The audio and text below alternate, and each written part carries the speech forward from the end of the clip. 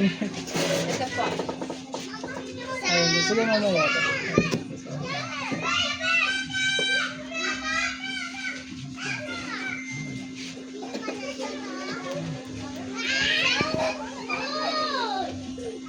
Alaman ko natural lang sakit mo.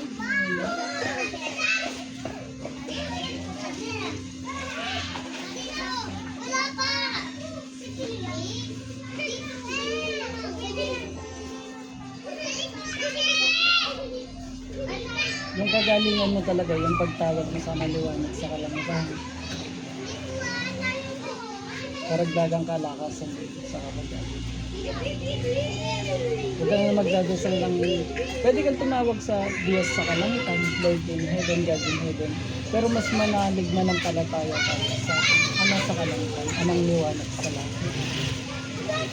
Kaya na manalig na ng palataya tayo.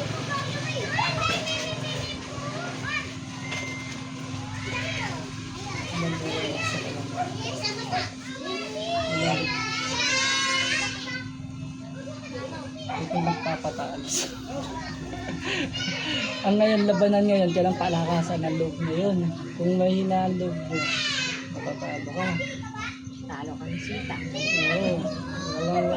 Kung may pagsubok, kung may stress ka, huwag mong isipin, lakasan ng loob mo.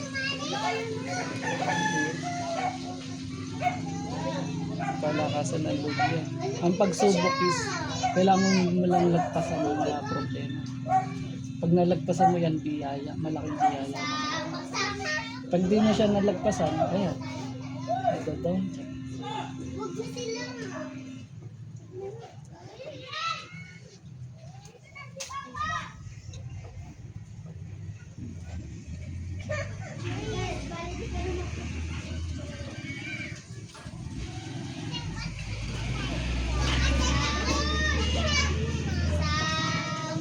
Lumamaga ang sugat mo, puno na ng langaw. Dahil na namigas yan.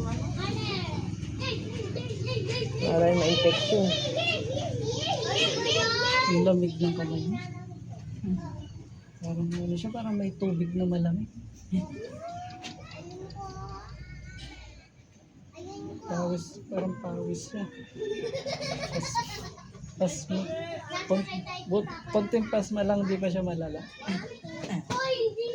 Kasi nagluluto kasi yan eh. Tapos mahawak ng tubig.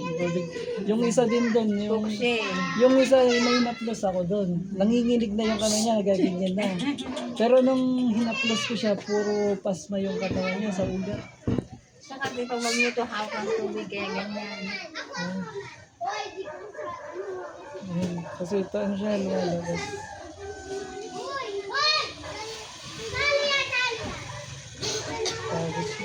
Ngayon, pag inaplos kita nito, pag minsan ilalabas mo yan ko sa pawis, sa ihi, sa tae, itatae mo yan. Kaya yung plema mo ilalabas mo. Kaya ididigay mo.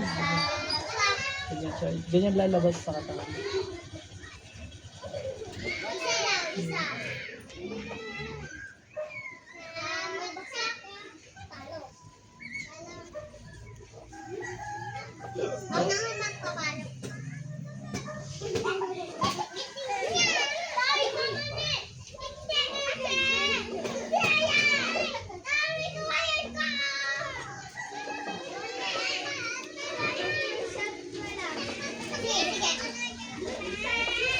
Ngayon sa susunod na bibigyan ko sana kayo ng ganyan.